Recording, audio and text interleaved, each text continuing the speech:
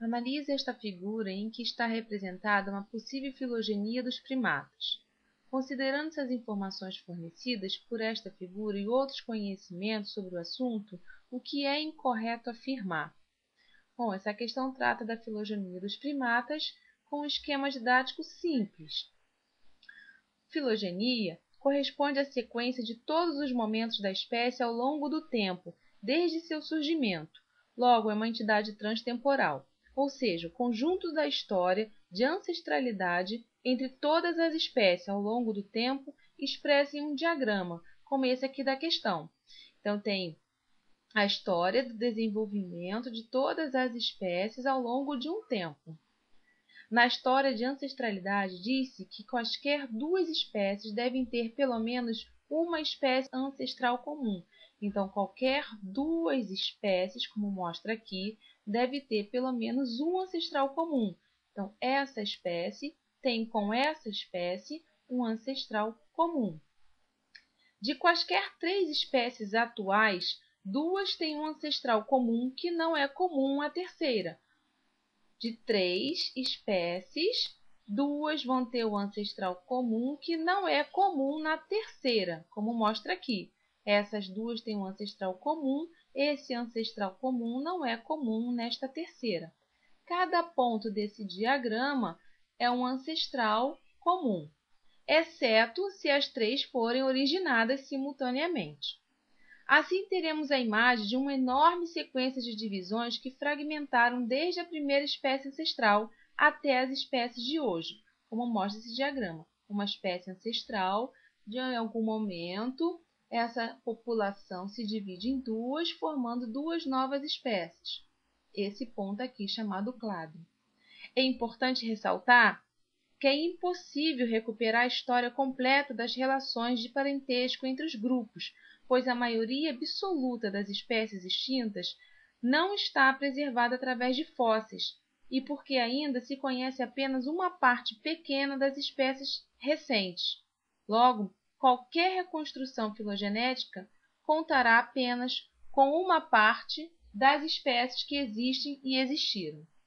Então, temos um dendrograma, que é um diagrama ramificado, cujos elementos terminais e intermediários, elementos terminais e intermediários, são espécies e cujas conexões indicam maior proximidade genealógica, isto é, ancestralidade comum exclusiva.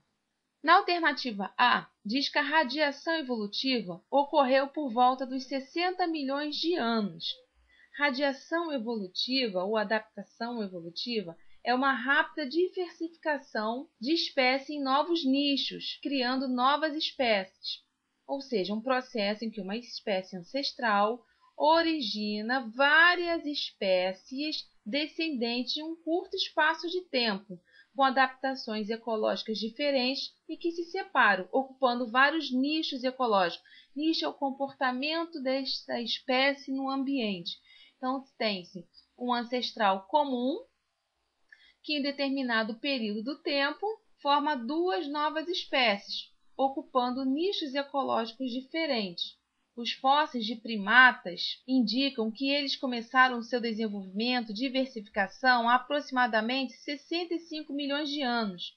O ancestral dos primatas deve ter sobrevivido à extinção em massa que dizimou inúmeras espécies e decretou o fim dos dinossauros, com a subsequente Era dos Mamíferos. Então veio a Era dos Mamíferos, onde o ancestral do primata sofreu um processo de irradiação adaptativa com um aumento no tamanho do corpo e uma ampliação da dieta, continuando com o hábito arbóreo. Então nós temos aqui no gráfico, no dendrograma, cerca de 60 a 65 milhões de anos, quando começou a diversificação dessa população de ancestral comum. Então, a população de ancestral comum originou novas espécies. Alternativa B. O bipedismo ocorre no ramo dos humanos. Nesse ramo aqui, o bipedismo é o deslocamento usando apenas os membros posteriores e apoiados apenas nos pés. É uma das características morfológicas da família Hominida, junto com outras características como caixa craniana maior que a face, mãos com polegares bem desenvolvidos e oponíveis, corpo com camada de gordura subcutânea, dentes em arcada arredondada, infância e maturação esquelética prolongada e o cérebro de grande capacidade, dentre outras características. Então, realmente, o bipetismo só acontece no ramo dos humanos. Os demais primatas caminham sobre as 4 patas. Mas também é verdade que, por exemplo, os chimpanzés conseguem caminhar sobre 2 patas, mas temporariamente não conseguem suportar o peso do corpo, não conseguem ter o corpo ereto. O bipetismo levou ao surgimento de numerosas adaptações ao nível evolutivo e morfológico, como, por exemplo, ter dado ao homem a liberação das mãos para manejar e desenvolver ferramentas, transportar alimentos a grandes distâncias, o que não acontece com o chimpanzé, que não consegue transportar alimentos a grande distância, e sim a curtas distâncias. Permite uma maior eficiência a percorrer longas distâncias. Também facilita o refrescamento do corpo. E com a postura vertical, levou a importantes modificações anatômicas na cabeça, na coluna vertebral e nos membros. Na alternativa C, os ancestrais desse grupo eram arborícolas. Sim, os ancestrais dos primatas, ou seja, os mamíferos, ancestrais dos primatas eram arborícolas e que continuou essa característica até os primatas atuais, exceto o homem.